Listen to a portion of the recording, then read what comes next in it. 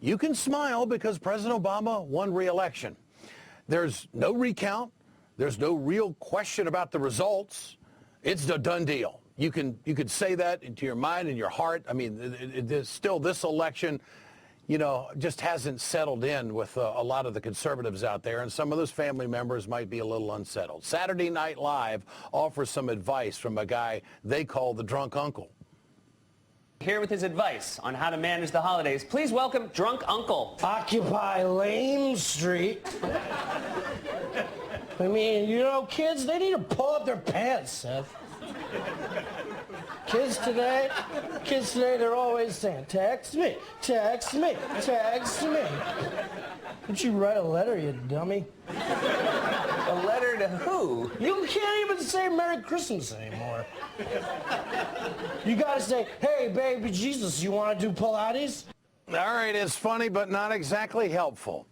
Your Uncle Fred might still be a little bit angry about the election. Tonight, we've got some tips for responding to some of the political topics which could come up during dinner.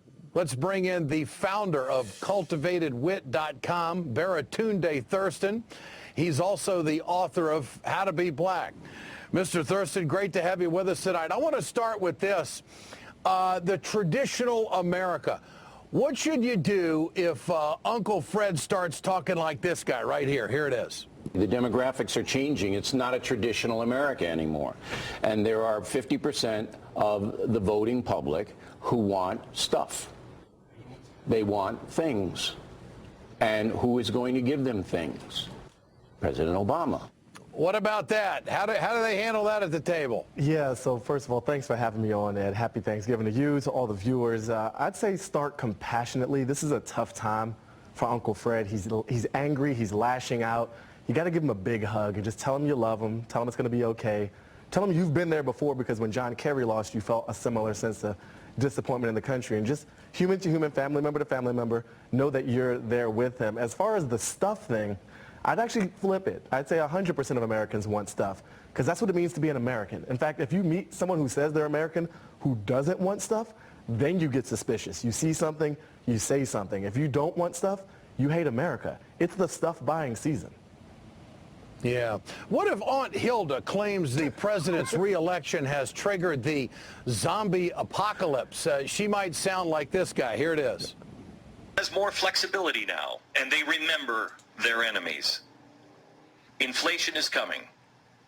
The fiscal cliff is coming. The dollar fell last night on the news. Your taxes are going up. Your health care costs are going up. Your religion is going to come under attack. Gas, coal, and energy is going to become more expensive. May I highly suggest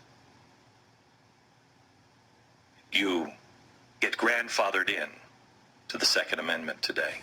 How do you handle that kind of talk? First of all, if your aunt's name really is Hilda, you got to be extra compassionate toward her, because she's had a rough life, because her name is Hilda. And that's just, you know, even if she had a great life, she had to deal with some things that most of us never have to go through. So just empathize a little bit with her. If she's listening to get Glenn back, that's amazing. I didn't know he was still out there talking. I hadn't heard from him in quite some time. It's been good. And if she's worried about the zombie apocalypse, I think you could actually prime her a little bit for it. Show her some Walking Dead. Show her some 28 days later, maybe some Resident Evil, and say, look, this has come long before Obama's time. We've been having these tough situations to deal with. If she insists, then she may have a point. When the zombie apocalypse does come, it's going to be because of science. It's going to be some rogue scientist in a lab somewhere, and this is where we have to be careful on the liberal side, because clearly President Obama is much more pro-science, allowing scientists to kind of make decisions and follow through on them. So we might have a zombie apocalypse on our shoulders in the future, but not this holiday season. I don't think we're quite there yet. All right. TARRADOODAY, Thurston, great to have you with us tonight. Thanks so much. I think a smile at the dinner table is probably the most disarming thing, and we as liberals can take heart that we did win the election after working awfully, awfully hard. We have a lot as a country and as a family to be thankful for this Thanksgiving. I hope all of you remember our troops who are separated from their families, who are all over the world doing what they are doing in uniform for the United States of America. And of course, this has been certainly a very different year for our family with the illness of my wife, who is recovering from cancer, and we're not very far away from finishing those chemotherapy treatments, and so we're going to have a real good Thanksgiving. That's the Ed Show. I'm Ed Schultz, the Rachel Maddow Show.